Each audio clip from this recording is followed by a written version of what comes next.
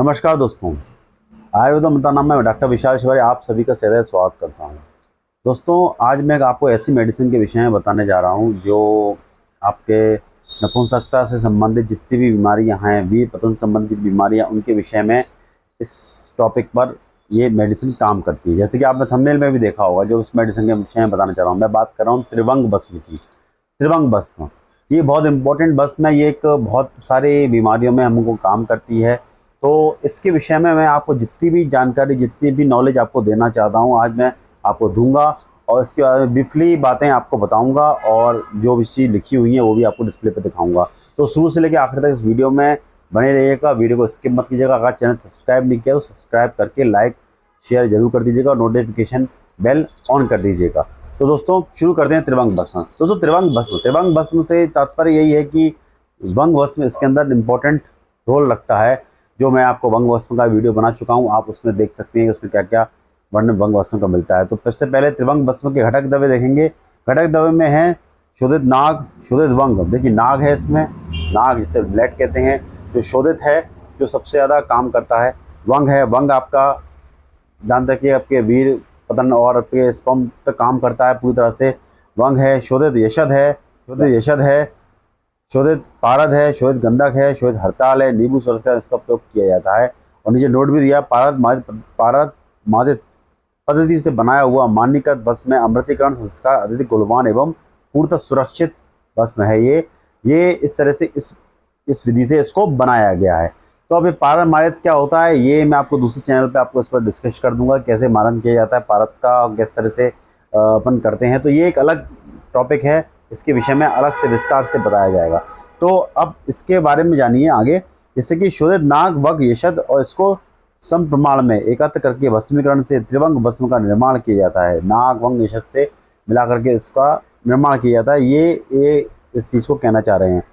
अब रस, शुक्र और धातुओं का इसका विशेष प्रभाव पड़ता है। रस मतलब आप जानते हैं कि बॉडी में कोई भी आपके 7 प्रकार की धातु होती है। रस, रक्त, मांस, मेष, अस्थि, मज्जा, शुक्र। यानी रस से शुरू करके शुक्र तक पहुंचना। आप कोई भी आहार लेते हैं, आहार जाएगा पहले रस से रक्त में बदलेगा, रस रक्त, फिर मांस में, मेद में, अस्थि में, फिर मज्जा में और आखिरी में शुक्र धातु बनती है। तो ये एक क्रम होता है जो धातुओं के पोषण में काम आता है। आप क्षय रोग में भी इस चीज़ के पढ़ेंगे, अनुलोम क्षय, विलोम क्षय। अनुलोम में रस से लेकर शुक्र तक अगर चक्र क्षय होता है और एक शुक्र से रस तक के क्षय होता है, उसे अनुलोम क्षय, विलोम क्षय कहते हैं। तो ये एक अलग टॉपिक है, हम इसके विषय में कभी भी बता दूंगा। तो इसके बाद आपका रस, तो उसमें ये बताया रस से शुक्र तक की सभी धातु का उसका विशेष प्रभाव दिखता है। यह उत्तम बाजीकर औषधि दी है, जननेंद्रियों बल्य एवं शक्तिदायक है। आपकी बाजीकरण औषधि है, इम्यूनिटी प्रदान करेगी आपके लिए।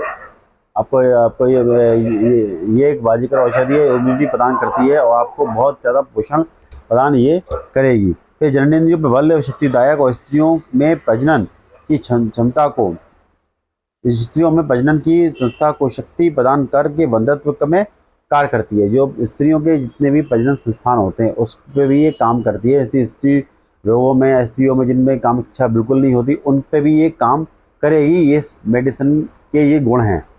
तो अब जैसे उसकी उपयोगिता है प्रमेय में, यानी सबसे पहले इसकी उपयोगिता जैसे कि डायबिटीज़ में काम करती है। सबसे इम्पोर्टेंट होगी ये इम्यूनिटी प्रदान कर रही है, पहली चीज़। दूसरा, इसकी नपुंसकता में काम कर रही है। नपुंसकता आप समझ सकते हैं कि बिल्कुल जो आपका वीर शोधन कर रही है, स्पर्म आपके काउंट बढ़ा रही है, आपकी बहुत सारी चीज़ों पे ये काम कर रही है। तो ये इस पर नपुंसकता पे विशेष रूप से काम करती है। तो ये बहुत इंपॉर्टेंट रोल अपने आप में रखती है। फिर इंद्रिय दौर्बल्य, आपके जो जितने भी इंद्रिय हैं, आपके जितना भी आपका सिस्टम है पूरा, उसमें दौर्बल्य आने, जो कमजोरी आई है नाड़ियों में, आपकी नसों में, उसको ये दूर करती है। शीघ्र वीर पतन, कभी कभी शीघ्र वीर पतन नेटफल की संभावना भी बढ़ जाती है, उसमें भी ये काम करेगी। क्योंकि ये एक तरह से भंग भस्म ये इन चीज़ों में आपको सेक्सुअल डिसऑर्डर्स में बहुत ज़्यादा काम करती है। ये आप जनरली इसी को समझ गए हैं। श्वेत पतन में काम करती है, यानी स्त्री रोगों पे, चूँकि मैंने बताया था कि स्त्री रोगों पे, जननेंद्रियों पे बहुत अच्छा इसका इफेक्ट है, तो वहाँ ये काम करेगी। इसलिए श्वेत पतन में भी इसको कई बार किसी स्त्री को हम देते हैं, स्त्रियों को देते हैं जनरली। और गर्भस्राव, गर्भस्राव से संबंधित, यानी गर्भस्राव जिनका हो जाता है तो उस पर भी ये विशेष रूप से काम करती है। बहुत इंपॉर्टेंट मेडिसिन है। इसके विषय में तो बहुत ज़्यादा रिसर्च की आवश्यकता है और रिसर्च करनी चाहिए इस पर। फिर गर्भपात जिनका हो जाता है उस पर भी काम करेगी। यानी मैं देख रहा हूँ स्त्री रोगों पे और पुरुषों पे दोनों पे काम कर रही है ये। दौर्बल्य, वंध्यत्व नपुंसकता। दौर्बल्य आप जानते हैं क्या होता है, दौर्बल्य में दुर्बलता आना, उस पर काम कर रही है। रक्त, पित्त, काश, श्वास, अग्निमान पे, अग्निमान पर यह काम करती है। कितनी इंपॉर्टेंट मेडिसिन देख सकते हैं आप। अब इसकी मात्रा देखिए। मात्रा के बारे में बात करें तो 1 से 2 गोलियां 125 से 250 मिलीग्राम तक दिन में 2 बार शहद या मक्खन के साथ लेते हैं। कई लोग शहद के साथ लेते हैं, कई लोग मक्खन के साथ लेते हैं। ये अलग अलग चिकित्सक डिपेंड करता है। अगर आपको डायबिटीज़ की बीमारी है तो मक्खन के साथ दिया जाता है, डायबिटीज़ नहीं है तो शहद के साथ देते हैं। उपलब्धता देखिए 5 ग्राम, 10 ग्राम, 250 ग्राम, 30, 60 और 1000 गोलियों की मात्रा में ये मेडिसिन हमको उपलब्ध होती है। अलग अलग कंपनियों की अलग अलग आती है। जैसे कि मैं धूपापेश्वर की आती है, त्रिभंग भस्म देख सकते हैं, बहुत यूज़ करता हूँ मैं ये। इसके बाद आप आगे जाएंगे तो ये आपकी त्रिभंग भस्म आपकी व्यासपीठ की भी आती है, कृपया ये पतंजलि की भी आती है और वैद्यनाथ की भी आती है। वैद्यनाथ की ये डिस्प्ले में 2 तरह से ये आपको दिखती है, वैद्यनाथ त्रिभंग भस्म। और उसके बाद आपको वैद्यनाथ की एक मेडिसिन और दिखाता हूँ त्रिभंग भस्म की। ये देखिए त्रिभंग भस्म, ये अलग अलग मेडिसिन आती हैं।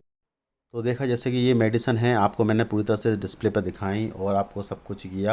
आप इस मेडिसिन को मंगवा सकते हैं, आप ले सकते हैं। लेकिन मैं कोई भी मेडिसिन लेने के पहले एक बार चिकित्सक का परामर्श आवश्यक होता है, क्योंकि ये एक पावरफुल मेडिसिन है। तो उसको लेने से पहले एक बार चिकित्सक का परामर्श ले लें।